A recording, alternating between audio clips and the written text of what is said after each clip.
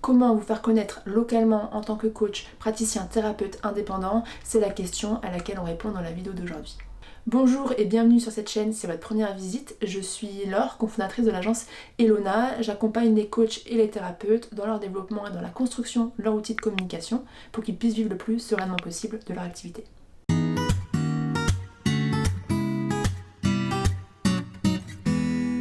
Je voulais vous parler aujourd'hui d'un sujet qui me semble important, notamment parce que c'est une problématique qu'on a beaucoup rencontrée dernièrement parmi les personnes qu'on accompagne et parmi les personnes qui viennent nous voir, simplement parce que on a tendance à croire aujourd'hui que pour se développer, même quand on commence, pour trouver ses premiers clients, il faut absolument faire du marketing digital, être sur les réseaux sociaux, vendre informations en ligne, utiliser telle ou telle méthode marketing, comme si un peu c'était la recette magique, la meilleure façon, la façon la plus facile de trouver des clients et de démarrer son activité. Et bien que le marketing digital soit une excellente opportunité pour promouvoir votre activité, pour faire parler de vous, on sera les premières à vous le recommander, ce n'est pas forcément la première étape ou la première chose à faire lorsqu'on se lance ou lorsqu'on cherche des clients. Parce que ce sont souvent des méthodes qui vont prendre du temps, qui vont vous demander probablement un investissement financier, qu'il soit directement en temps d'ailleurs ou en argent. Ce sont aussi des méthodes qui vont potentiellement vous demander un temps de travail en amont, de l'apprentissage et qui surtout vont mettre aussi du temps à prendre, notamment sur les réseaux sociaux où on peut avoir à créer du contenu pendant des semaines, des mois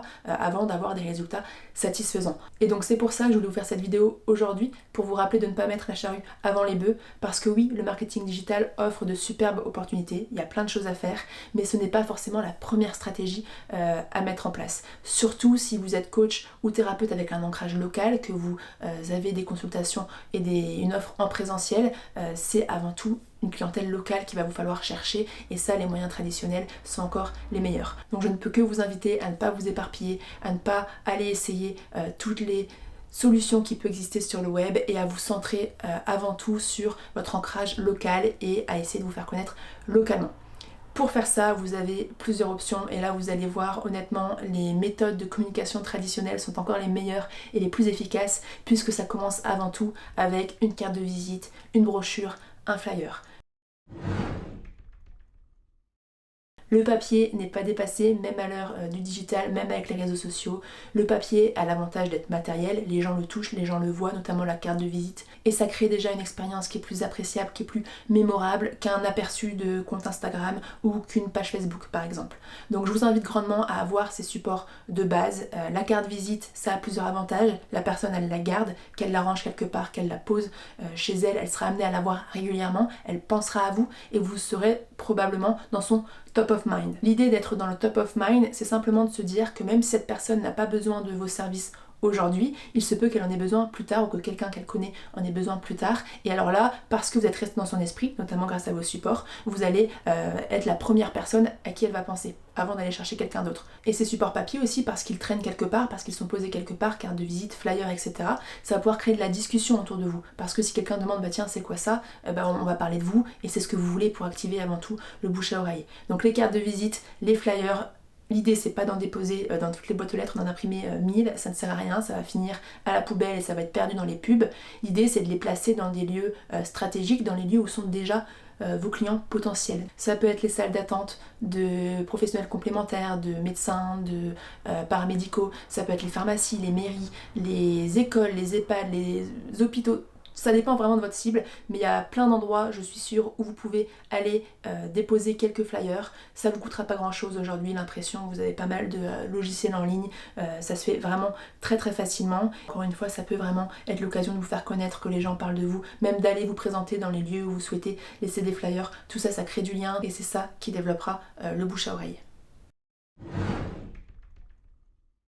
Deuxième point pour vous faire connaître localement, qui est un petit peu lié au premier, c'est les prescripteurs médicaux, paramédicaux et même les prescripteurs de façon générale selon votre activité et selon la problématique que vous traitez.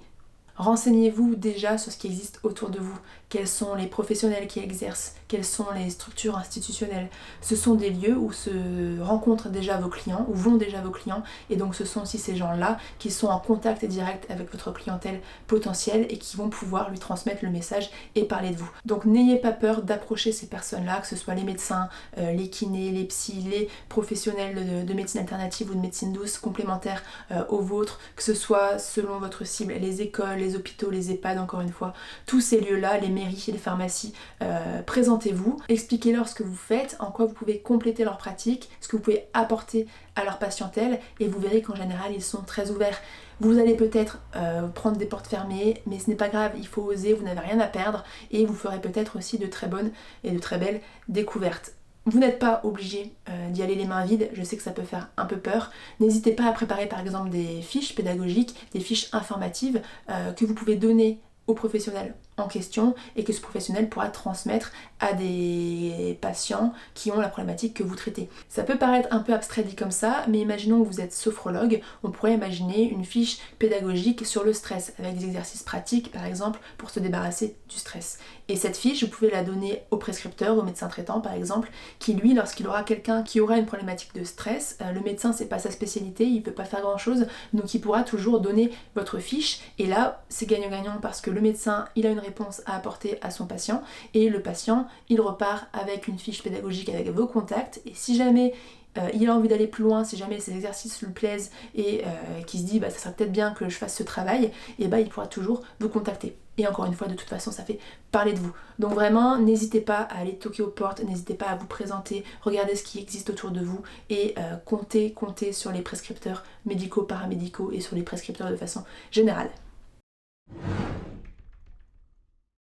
Troisième point pour vous faire connaître localement, qui est aussi un peu lié au précédent, on va aller un peu plus loin puisque c'est l'idée de partenariat. Trouver des professionnels complémentaires ou des structures avec lesquelles vous pouvez mettre en place des partenariats. Ça peut être des interventions régulières dans les écoles, dans les hôpitaux, dans des entreprises parfois.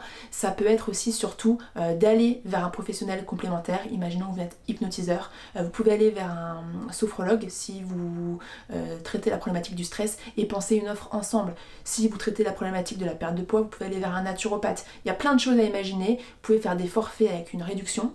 C'est tout bonus pour vous et pour le client parce que le patient se retrouve avec une offre beaucoup plus globale en plus à prix réduit. Donc c'est un accompagnement qui pour lui est beaucoup plus attractif et pour vous, vous bénéficiez chacun de l'audience et de la patientèle de l'autre. Donc ça aussi c'est hyper intéressant. Vous pouvez aussi imaginer la création de stages ensemble, que ce soit des stages pendant les vacances pour les enfants et les parents par exemple, que ce soit des stages adultes, vous louez un lieu et vous organisez tout un séminaire bien-être par exemple. Il y a vraiment plein de choses auxquelles penser et ça vous permettra toujours de créer du lien, de rencontrer des gens, de faire parler de vous et peut-être aussi de sortir un peu, si vous êtes dans ce cas-là, des consultations individuelles et de créer des offres plus complètes, plus globales qui vous permettront potentiellement de gonfler aussi vos revenus. Donc je vous invite grandement à vous investir dans une stratégie de partenariat, à regarder ce que vous pouvez faire, à oser des choses et ce sera certainement beaucoup plus rentable qu'aller passer des heures à créer des posts sur Instagram lorsqu'on commence ou lorsqu'on cherche à se développer rapidement.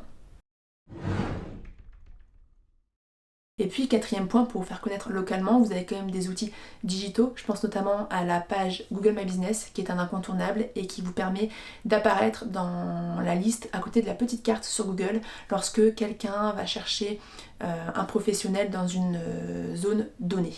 Et donc ça c'est hyper intéressant parce que lorsque les gens cherchent un professionnel, c'est souvent le premier endroit où ils vont le chercher. C'est rare qu'on descende ou qu'on aille chercher dans les pages Google. Donc c'est hyper important d'être ici parce que tous vos concurrents vont y être. C'est aussi hyper intéressant parce que c'est là où seront les avis. Et donc y être référencé, c'est vous assurer lorsque les gens font une recherche locale qu'ils tombent sur vous et qu'ils puissent ensuite accéder à votre site internet, etc. C'est gratuit, c'est très facile à faire, essayez de la compléter au maximum avec des photos, votre site internet, etc. Moi personnellement en tant que cliente potentielle, c'est l'unique endroit vraiment où je regarde quand je tape sur Google. C'est rare que j'aille beaucoup plus loin. Je regarde sur la carte, je regarde qui est près de chez moi, je regarde un peu les avis, je vais voir le site internet et puis en général je m'arrête là si j'ai trouvé chaussure à mon pied comme on dirait. Donc vraiment soyez sur Google My Business et puis vous avez d'autres outils digitaux que sont notamment les annuaires. Cependant ne vous inscrivez pas non plus sur tous les annuaires, choisissez 101 peut-être pour commencer parce que ça va vous coûter un abonnement, ça peut revenir très cher. Vous avez plein d'annuaires qui vont vous vendre une visibilité qu'ils ne peuvent pas réellement offrir. Voilà, l'annuaire n'est pas la solution magique non plus. Je vous conseillerais peut-être par exemple Resalib.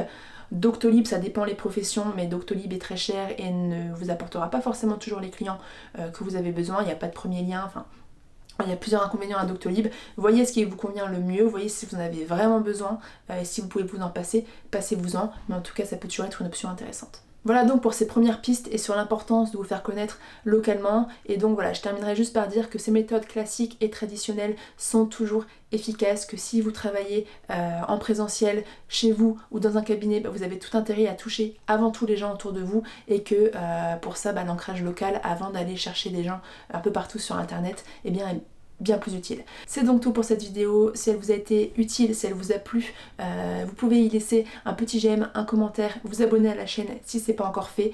Ça aide aussi YouTube à montrer et à diffuser la vidéo auprès de plus de monde. Je vous invite aussi à nous suivre sur les réseaux sociaux si ce n'est pas déjà fait, Instagram, Facebook ou LinkedIn. On y partage régulièrement du contenu et des conseils gratuits. Et puis je vous dis à très vite dans une prochaine vidéo.